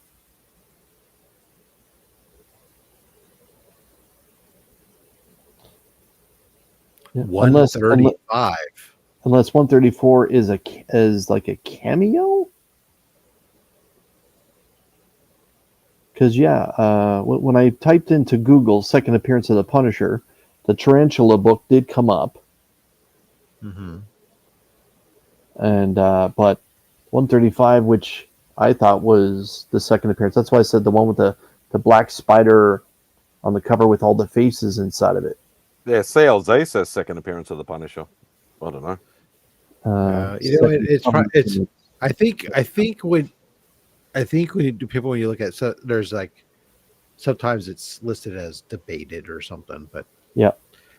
so yeah, this everything else, these discussions. Well, whether I guess maybe because it's a cameo it's a small minor background cameo appearance in 134, and so they say the second appearance is really 135, but 134 is like, okay, does the cameo matter if it's not the first appearance?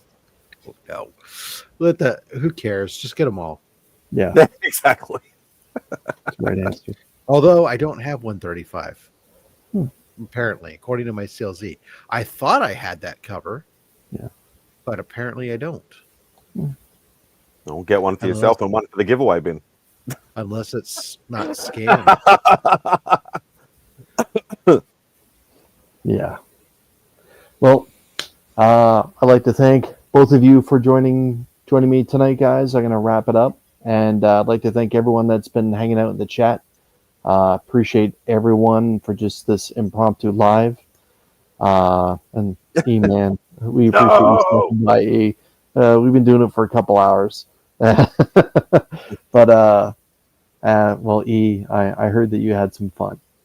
With that being said, everyone, thanks for spending some time with all of us. Again, Show Us What You Got will be going live later Wednesday evening in its new home for a period of time. We'll see how it goes. We'll give it a test drive. But again, Only Sabs will be returning to its normal time next week, and you can catch Matt Spidey on his hangout next Saturday. I hope to make it on time. Yeah. So, with that being said, everyone, I don't think I have anything on, so it should go for a more reasonable time next weekend, I think.